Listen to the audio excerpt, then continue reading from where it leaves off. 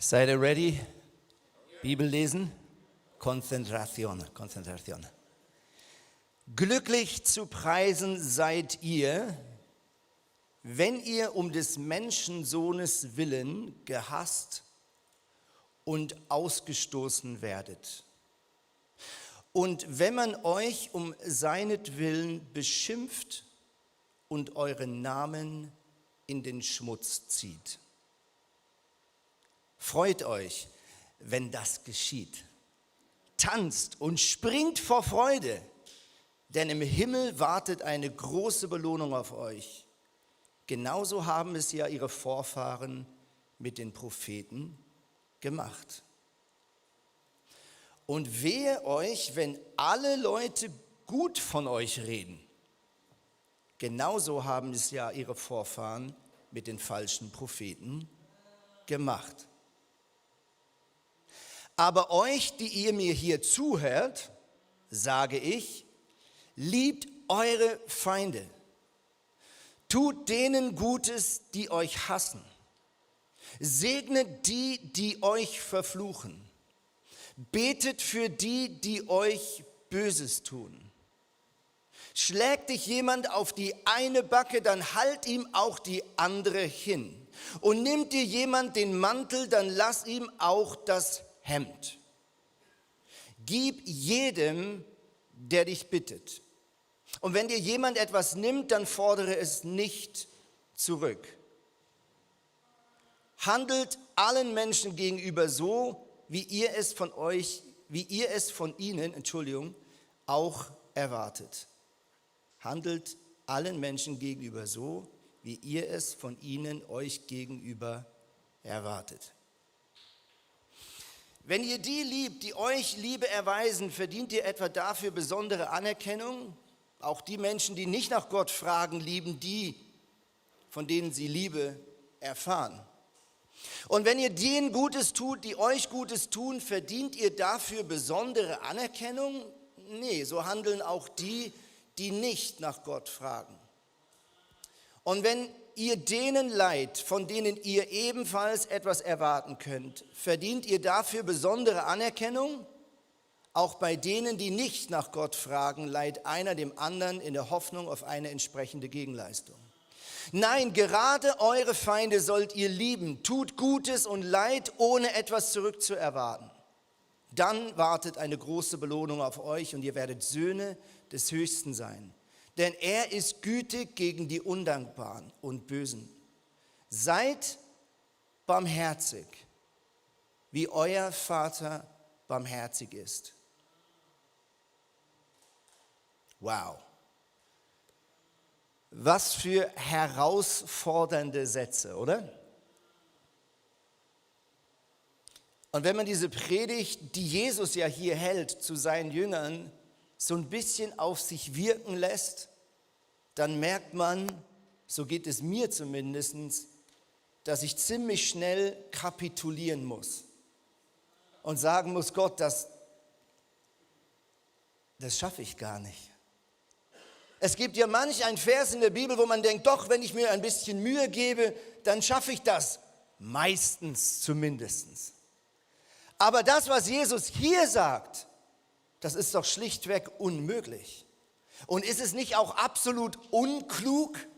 Ist es nicht absolut zum Scheitern verurteilt? Mache ich damit nicht all meinen Respekt kaputt? Schade ich nicht mir maximal damit, wenn ich mir so etwas einfach gefallen lasse? Ich glaube, was ganz wichtig ist, dass wir verstehen, zu wem spricht Jesus hier eigentlich. Jesus redet hier in allererster Linie zu seinen 12 Nachfolgern. Diesen 12 Männern, die er ausgesucht hat, in seinen Dienst nachzufolgen. Seinen Dienst, den er antritt auf dieser Erde, zu beerben, wenn er wieder zurückgeht zu seinem Vater. Mit anderen Worten, hier ist eigentlich so ein Bootcamp, ein Trainingslager. Man könnte es vielleicht vergleichen mit so einem offenen Training im St. Jakobs-Stadion. Wenn der Trainer zu seinen Spielern spricht und andere haben die Möglichkeit, von Weitem ein bisschen mitzulauschen, so ist die Bergpredigt vielleicht am besten zu verstehen. Und das fordert maximal heraus. Aber es ist so wichtig, dass wir verstehen, alles, was Jesus hier sagt, baut auf einer starken Beziehung, die er hatte zu seinen 12 Jüngern. Und es baut nicht nur auf eine starke Beziehung, es baut vor allem auch auf ein starkes Vorbild. Was Jesus seinen Jüngern lehrt, haben seine Jünger bei ihm und an ihm beobachten können. Sie haben an ihrem Meister sehen können, dass man so demütig sein kann, zumindest wenn man Gott heißt.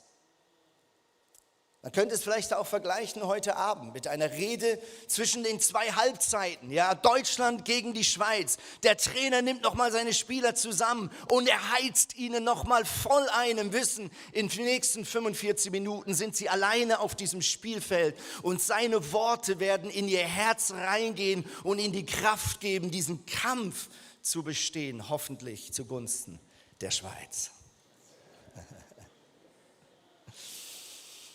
An anderer Stelle sagt Jesus Folgendes: Wenn jemand mein Jünger, mein Nachfolger sein will, muss er sich selbst verleugnen, sein Kreuz täglich auf sich nehmen und mir nachfolgen. Denn wer sein Leben retten will, wird es verlieren. Wer aber sein Leben um meinetwillen verliert, der wird es retten. Ich glaube, die Jünger haben damals nur Bahnhof verstanden. Kreuz auf sich nehmen. Jesus, von welchem Kreuz sprichst du da? Sie haben nicht verstanden, dass er das Wort wörtlich machen wird. Wenig später trägt Jesus ein Kreuz hoch auf den Berg nach Golgatha und er lässt zu, dass Menschen ihn beschimpfen. Er lässt zu, dass Menschen ihn verleugnen. Er lässt zu, dass Leute ihn anspucken und ausspucken. Er lässt zu, dass die Leute ihn aufs Schlimmste demütigen. Und in Selbstlosigkeit und in Hingabe und in Demut lässt er das zu und sagt: Vater, vergib ihnen, denn sie wissen nicht, was sie tun. Und so startet die erste Kirche, nachdem Jesus zurückgegangen ist zu seinem Vater und der Heilige Geist die Jünger Jesu erfüllt.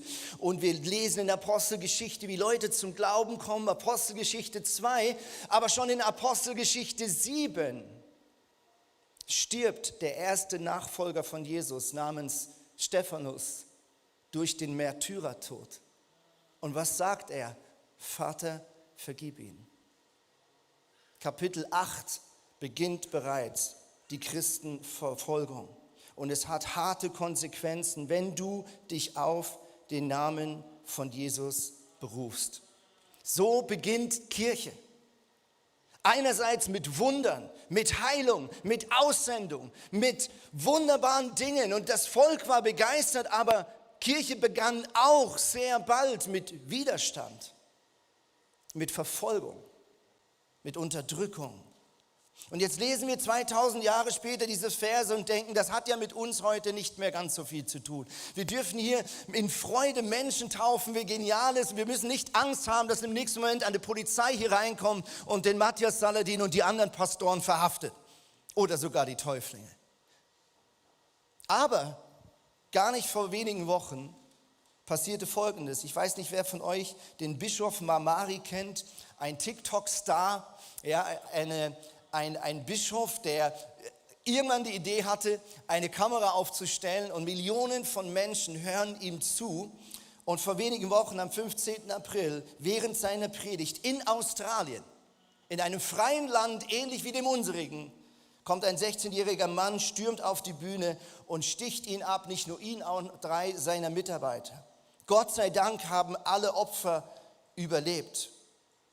Und Folgendes passierte: Innerhalb von Stunden versammelten sich die Fangemeinde dieses TikTok-Stars /Bischof.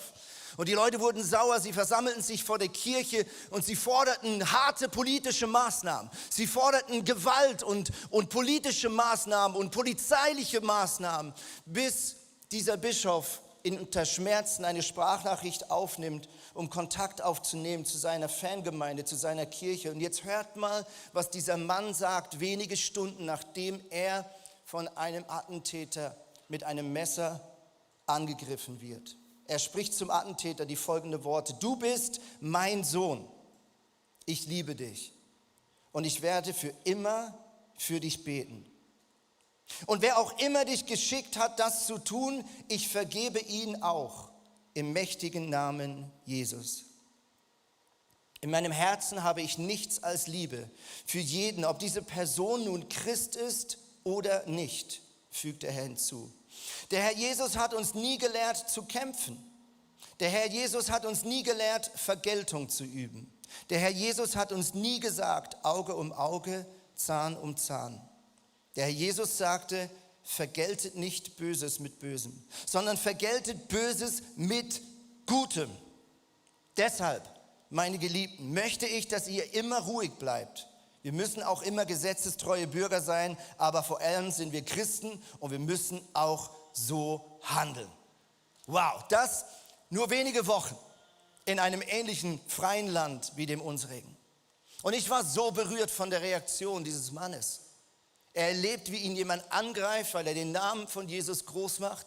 Er erlebt, wie ihn jemand attackiert und versucht, das Leben zu nehmen. Und er reagiert, wie Jesus es ihm vor die Füße gelegt hat. Er segnet diesen Mann. Er sagt, du bist nicht mein Feind, du bist mein Freund. Und er fordert seine gläubigen Mitmenschen auf, nicht mit Gewalt zu reagieren, nicht mit Aggressivität zu reagieren, nicht zu wünschen, dass man irgendwie zurückschlagen kann, sondern er segnet die, die ihn verfolgen. Was für eine starke Reaktion.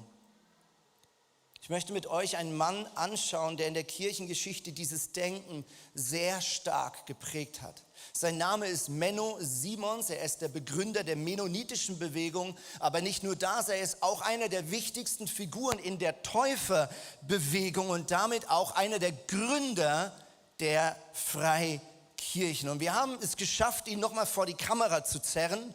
Ihr werdet euch gleich wundern über seinen norddeutschen Akzent. Ich werde euch nach dem Video erklären, warum dieser Mann Norddeutsch gesprochen hat. Hier ist das Vorstellungsvideo von Menno Simons.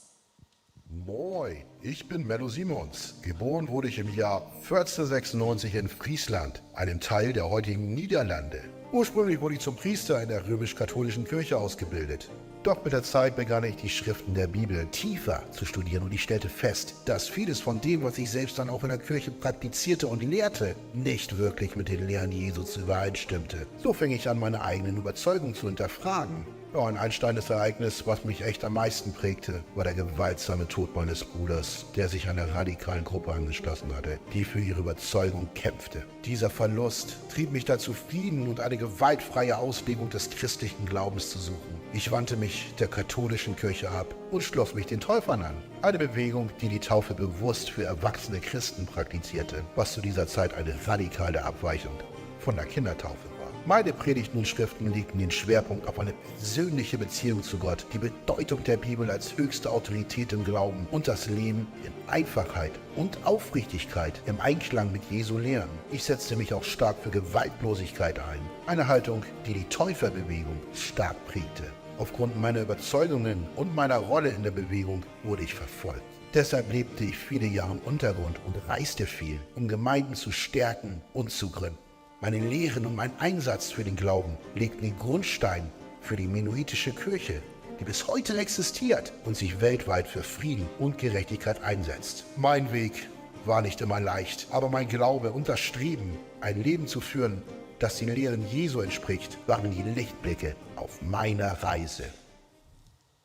Ja, warum spricht dieser Mann so gut Hochdeutsch? Ja, er war eigentlich Holländer, aber er verbrachte die letzten Jahre ganz in der Nähe meiner jetzigen Heimatstadt Hamburg, nämlich in Bad Oldesloe. Da gibt es eine Menno-Karte, eine Gedenkstätte an sein Leben, an sein Wirken. Und man geht davon aus, dass er aus diesem letzten Haus heraus auch seine Schriften übersetzen ließ in andere Sprachen und damit eigentlich sozusagen ein Epizentrum entstand, was diese mennonitische Bewegung und auch die freikirchliche Bewegung ganz stark prägte.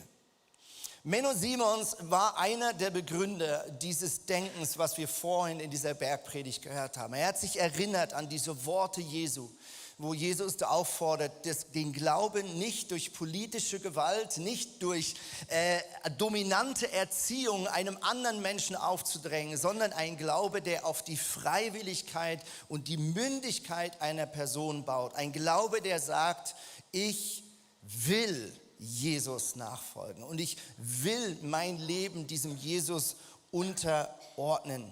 Ich war im Frühling auch hier in der Schweiz mit meiner Familie in den Bergen im Urlaub in Wildhus. Und der eine oder andere kennt sich vielleicht aus. Wildhus ist die Geburtsstätte vom Reformator Zwingli. Ja? Und Reformation ist ja immer etwas Geniales. Was ist im Kern eine Reformation? Für mich ist es ein Wiederentdecken der ursprünglichen Essenz des Glaubens. Reformation bei Zwingli und Luther war im Kern immer ein Wiederentdecken des zentralen Inhaltes des Glaubens. Ein Wiederentdecken des Inhalts, aus dem vielleicht irgendwann so viel Form entsteht in der Kirchenlandschaft, dass die Form den Inhalt droht zu ersetzen. Und das passiert immer wieder in der Kirchengeschichte. Und deswegen ist Reformation oder auch reformatorisches Denken und Arbeiten und Predigen, wie ihr das die letzten Wochen gemacht habt in dieser Serie, in der ihr drin wart, so wichtig. Wir brauchen dieses Rückbesinnung auf das Zentrale. Wir brauchen dieses Rückbesinnung auf die Person Jesus Christus, von der alles kommt, die den einzigen richtigen Unterschied gemacht hat in dieser Weltheitsgeschichte. Nur der Tod und die Auferstehung von Jesus, und das ist, was wir zelebrieren, auch durch das Zeugnis der Taufe, hat diese Welt nochmal retten können, kann dein Leben noch einmal für alle Ewigkeit auf eine gute Bahn lenken. Und interessanterweise haben diese Täufer irgendwann entdeckt, dass eine Sache nicht konsequent ist, und das war die Babytaufe. Und sie haben gesagt, wir taufen Menschen nochmal, und zwar dann, wenn sie wirklich in ihrem Herzen diese Entscheidung getroffen haben. Und damit haben sie sich weit aus dem Fenster gelegt und gelehnt. Denn schon kurz danach stand diese Tat in Deutschland unter Todesstrafe. Also wenn du eine erwachsene Person nochmal getauft hast, obwohl sie durch die Staatskirche als Baby schon getauft wurde, stand darauf die Todesstrafe. Mit allen Mitteln versuchte man diese freikirchliche Täuferbewegung zu unterdrücken. Und jetzt kommt der Punkt, unter den ersten Täufern gab es auch diese und diese. Es gab nicht nur Menschen wie Menno Simons, die gesagt haben, hey, wir müssen gewaltfrei handeln, wir müssen in Demut handeln, wir müssen segnend handeln, wir dürfen nicht politische Machtspiele und Verschiebungen von Ländereien und so weiter nutzen, um unseren christlichen Glauben auszubreiten. Es gab auch die anderen. Und deswegen gab es in der Zeit schlimme Kämpfe, Volksaufstände, Unterdrückung. Gewisse Christen, die schon kurz nach ihrer Bekehrung wieder zur Waffe griffen, um andere Menschen zu zwingen, diesem Glauben zu folgen.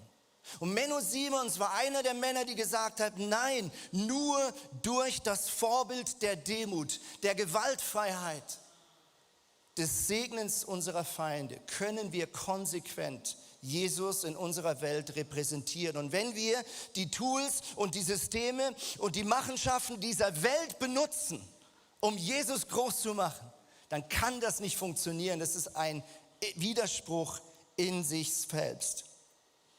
Ich möchte mit euch für den Rest der Predigt anschauen, ihr habt die letzten Wochen diesen Wunsch erneuert zu sagen, Jesus, dein Reich komme. Dein Reich komme, dieser Wunsch nach Erweckung. Ich möchte mit euch anschauen, auch am Beispiel von Menno Simons, wie kommt eine neue Erweckung, wie kommt das Reich Gottes auf eine neue Art und Weise in dein und mein Leben, in diese Stadt Basel, in diese Region, in der ihr Kirche baut. Ich glaube erstens, es beginnt immer wieder, wenn wir die Kirchengeschichte anschauen, mit einer Unzufriedenheit mit dem Ist-Zustand. Eine Unzufriedenheit mit dem Ist-Zustand. Menno Simons ist als katholischer Pfarrersohn aufgewachsen. Schon mit 9 hat er sich entschieden, in die Fußstapfen seines Vaters zu treten. Er hat sich entschieden, er will auch mal katholischer Pfarrer werden. Aber er sagt später über sein Leben, dass sein Leben in dieser Zeit eigentlich geprägt war von Alkohol, von Glücksspiel. Und er hat eigentlich die Bibel kaum aufgeschlagen, selbst in seinem Studium. Das Zweite, ich glaube, Erweckung kommt mit einer Wiederentdeckung oder auch Fokussierung auf die Bibel als das lebendige Wort Gottes. Ich glaube, eine Erneuerung der Kirche, wenn wir die Kirchengeschichte anschauen, kommt immer auch mit einer Erneuerung und einer Rückbesinnung auf das Wort Gottes als die lebendige Essenz, in der Jesus Christus sich sichtbar und spürbar und verstehbar macht. Und Menno Simons hat in seinem Theologiestudium, sagt er selber, praktisch nicht einmal eine Bibel von innen angeschaut. Und er hat gesagt, er hatte förmlich Angst davor, die Bibel zu lesen, obwohl er Theologie studierte. Wie abgefahren ist das dann? Und Gott sei Dank hat er sie irgendwann aufgeschlagen. Gott sei Dank hat er sie irgendwann aufgeschlagen. Meine Mutter ist nicht christlich aufgewachsen. Ist in einem kleinen Dorf aufgewachsen, ihr Vater starb früh und sie zusammen mit ihren Schwestern hatte die Aufgabe, das Restaurant, was ihre Eltern geführt haben, irgendwie über Wasser zu halten. Und irgendwann ihre Schwester bekam von einer Freundin eine Bibel geschenkt. Und ohne christlichen Kontext, ohne Kirche, ohne eine andere Person fing ihre Schwester an, als Teenager die Bibel zu lesen. Und irgendwann spürte meine Mutter an ihrer Schwester eine Veränderung.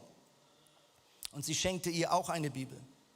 Und so fing meine Mutter auch am Morgens um 2, 3, wenn das Restaurant endlich zu hatte und die Küche geputzt war, fing sie an, als Teenager mit 14 Jahren in der Bibel zu lesen.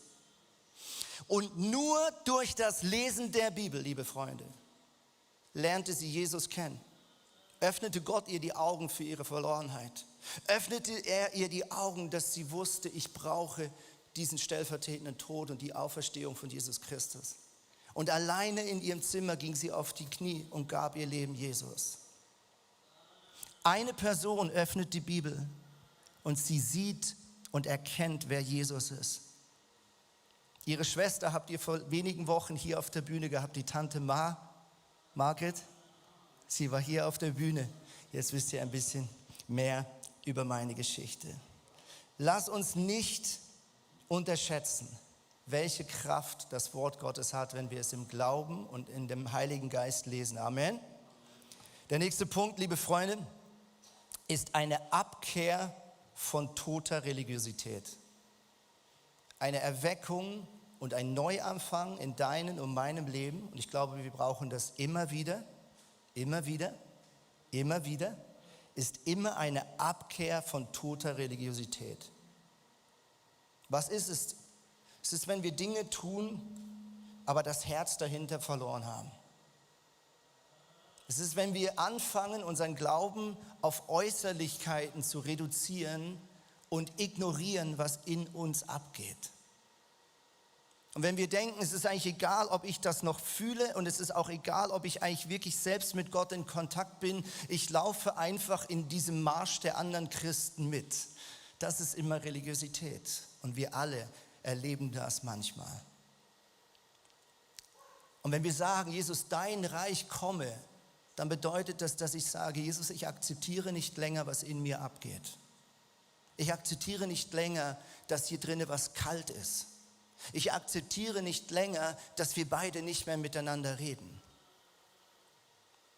Und wenn wir sagen, Gott, dein Reich komme in unsere Stadt, wenn wir sagen, Jesus, dein Reich komme in unsere Familien, wenn wir sagen, dein Reich komme in unsere Kirchen, dann muss das immer bedeuten, dein Reich komme in allererster Linie in mein Leben, in meinen Charakter, in mein Denken. Wenn wir als die Gläubigen einen Wunsch haben, dass unsere Stadt, unser Land von Jesus erfüllt wird, dann muss es damit beginnen, dass wir unser Herz aufreißen und sagen, ich brauche dich an allererster Stelle selber. Ich brauche diesen Jesus. Ich brauche dich, um meine Kämpfe des Lebens bewältigen zu können. Ich brauche diesen Charakter von Jesus, der mir hilft, in Konflikten so zu leben, wie Jesus an meiner Stelle leben möchte. Menno Simons hat in seinen Schriften Folgendes gesagt. 1496 hat er gelebt. Seid ihr ready für alte, ermutigende Worte? Okay. Sofort solltest du erwachen, den rechten Weg gehen, dich von allem Abscheu und Götzendienst fernhalten, falsche Propheten, Prediger und Priester verlassen und wahre Lehrer, Sakramente und den göttlichen Dienst suchen. Denn ein wahrer, aufrichtiger, christlicher Glaube kann nicht untätig sein, sondern er verändert, er erneuert, er reinigt, er heiligt, er rechtfertigt immer mehr. Er macht froh und glücklich, denn durch den Glauben weiß er, dass von Hölle, Teufel, Sünde und Tod durch Christus besiegt sind. Und dass Gnade, Barmherzigkeit und Erlösung von Sünde und ewiges Leben durch ihn erlangt werden. Wow, hier brennt jemand. Hier brennt jemand. Und sein Feuer, wenn man diese Zeilen liest, steckt mein Herz wieder neu an. Hier fordert uns jemand auf, uns nicht zufrieden zu geben, nicht stehen zu bleiben, wenn unser Herz, wenn unser Feuer droht zu erkalten und auszugehen. Und deswegen glaube ich, dass der nächste Schritt, wenn wir sagen, Jesus, dein Reich komme, wir wünschen uns Erweckung in unserem Leben, ist immer Buße, Reinigung und Gehorsam. Und das Wort Buße haben wir manchmal so einen Negativbezug in Kirchen, vielleicht weil es auch mit öffentlicher Demütigung in Bezug bringt. Wir sind uns nicht mehr gewöhnt, über Sünde zu reden in unserer Gesellschaft und Kultur. Es gibt für alles eine Ausrede, es gibt für alles eine Begründung. Aber was ist Buße für mich? Ich denke so ein bisschen an meine Ehe. Ja, für die verheiratet sind oder die vielleicht in der Familie zu Hause sind, wir alle wissen, wenn man einen Konflikt hat miteinander, wenn meine Frau und ich uns gestritten haben und wir haben uns vielleicht Dinge gesagt, die nicht so schlau und aufrichtig und ermutigend waren. Kennt das jemand? Nö. Okay, dann bin nur ich das. Super. Wir alle wissen, wenn wir das nicht in Ordnung bringen, wenn jeder vor sich hinschmollt und dem anderen die Schulter zeigt, wenn wir uns nicht entschuldigen, dann wissen wir, dass auch die Liebe und die Nähe und die Intimität darunter leidet. Es ist schwer, einen Ehestreit zu haben, den nicht zu klären und danach eine wunderschöne Date-Night zu haben. Mit einem romantischen Gefühl, am besten noch Sex. Passiert meistens nicht. Aber wie schön ist es, wenn wir einander um Vergebung bitten.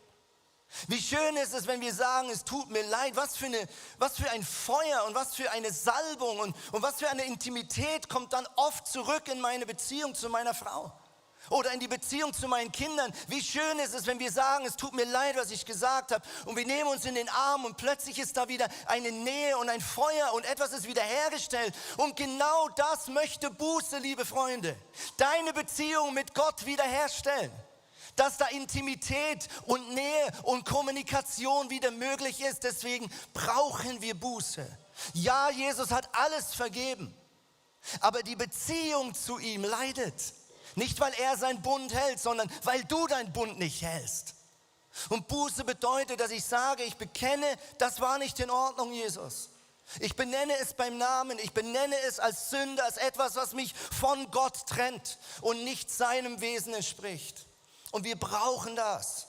Wir brauchen das. Ich brauche das.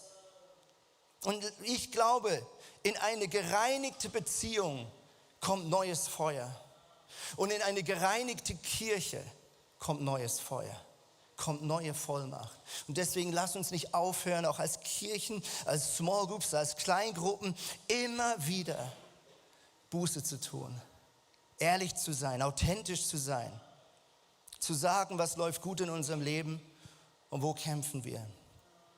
Der vorletzte Punkt ist, dein Reich komme bedeutet eine neue Ehrfurcht vor Gott. In der Apostelgeschichte heißt es über die erste Kirche, jeder Mann in Jerusalem war von einer tiefen Ehrfurcht vor Gott ergriffen und durch die Apostel geschahen zahlreiche Wunder und viele außergewöhnliche Dinge.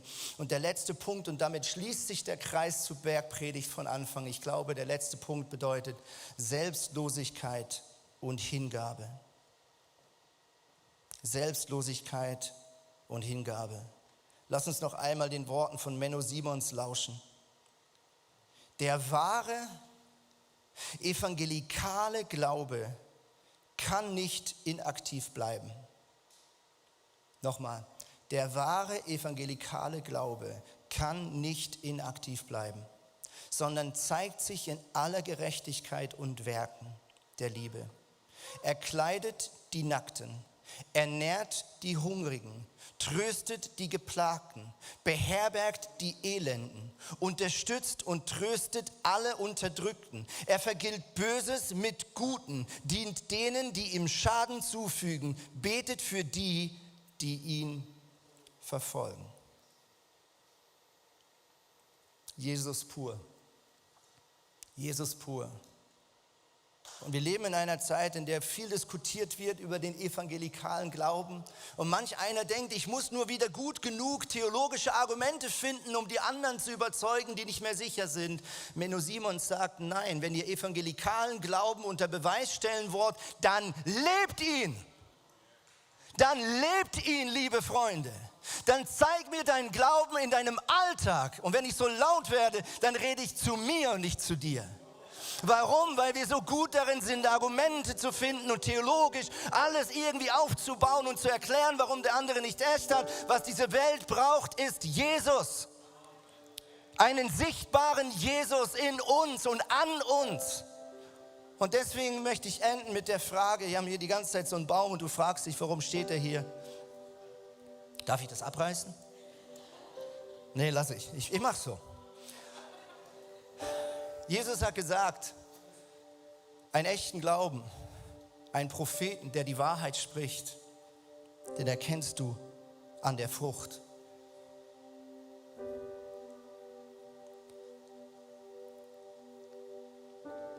Und die Frage ist, wenn das du bist hier oder wenn das ich bin und jemand drückt da mal so richtig drauf, vielleicht dein Chef auf der Arbeit, vielleicht ein Kommentar unter deinem Social-Media-Post, vielleicht jemand in deiner Familie, der nicht einverstanden ist, was du glaubst. Wenn man auf dich einmal so draufdrückt, wenn du unter Druck kommst, wenn du ungerecht behandelt wirst, was kommt da raus? Wie viel Jesus kommt dann aus dir raus?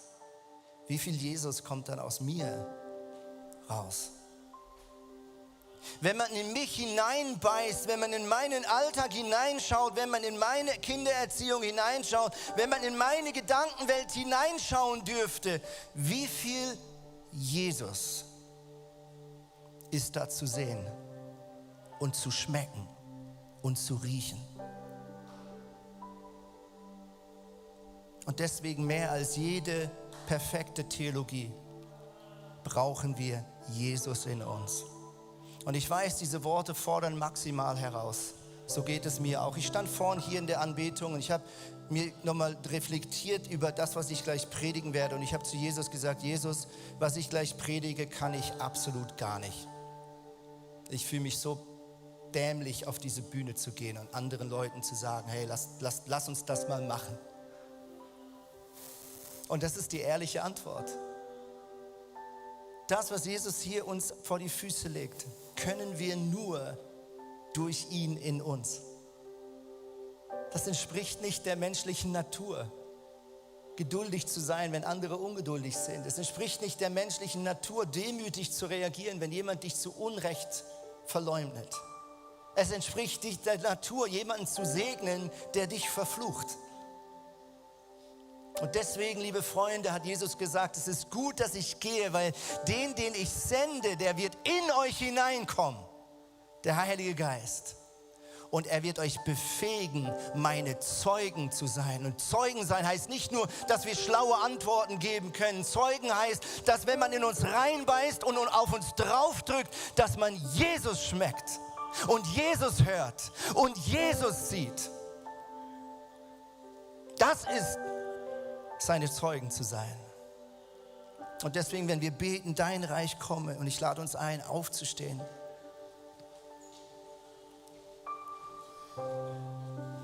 Wenn wir sagen, dein Reich komme, Dein Wille geschehe. Wie im Himmel, so im Andreas. Und vielleicht kannst du diesen Satz mal in deinem Herzen wiederholen.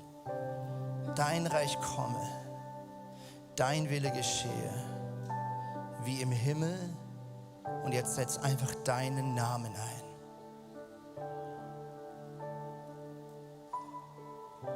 Und jetzt lass uns einen kurzen Moment mit Jesus Verbindung aufnehmen. Er ist hier, er ist in dir, er spricht zu dir. Und ich möchte dich fragen, wo bist du gerade herausgefordert? Wo drückt etwas gerade auf dir herum?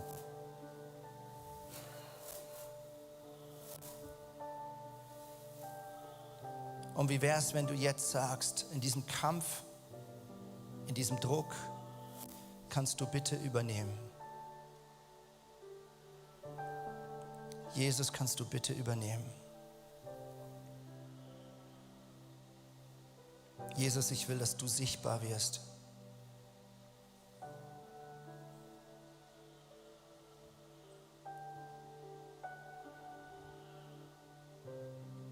Wo fordert Gott dich heraus?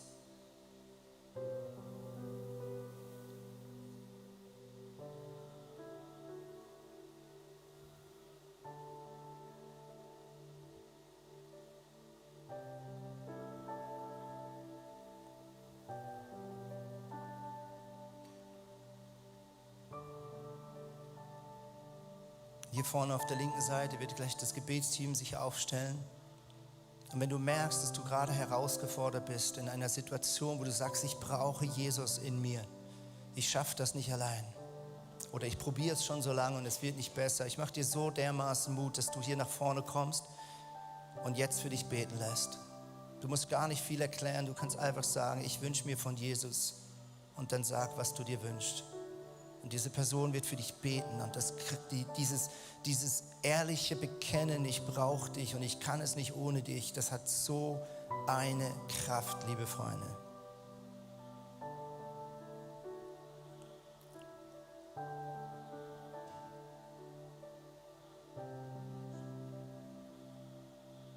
Und ich segne dich, wenn du mutlos bist.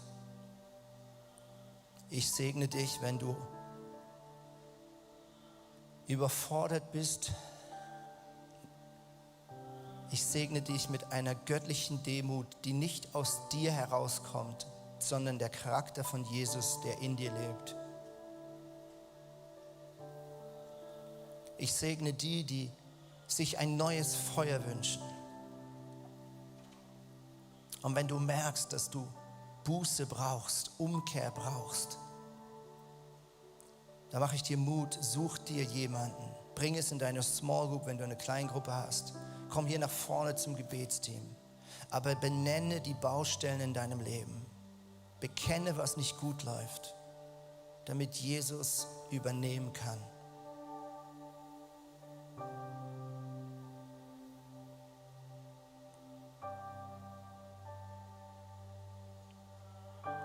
Und ich sehe gerade, wie so ein Kirchturm umgeben ist von einem Gerüst, von einem Baugerüst. Und dieser Kirchturm wird versucht, wieder schön zu machen, zu renovieren. Arbeiter sind am Werk und ich habe einfach gesehen, wie all diese Arbeiter von ihrem Gerüst runterkommen, ihre Schaufeln zur Seite legen und Jesus sagen, kannst du bitte übernehmen? Kannst du unsere Kirche wieder schön machen? Kannst du unsere Beziehung aufräumen? Kannst du uns frei machen von Süchten? Kannst du uns frei machen von Flüchen? Kannst du uns helfen zu vergeben? Kannst du uns befreien von körperlichem Leid? Kannst du uns befreien von dämonischen Mächten? Kannst du uns Antworten geben, wo wir keine Antwort mehr haben? Kannst du uns helfen dort, wo wir zweifeln? Jesus, baue deine Kirche. Dein Reich komme. Dein Wille geschehe. Wie im Himmel, so in mir. Amen.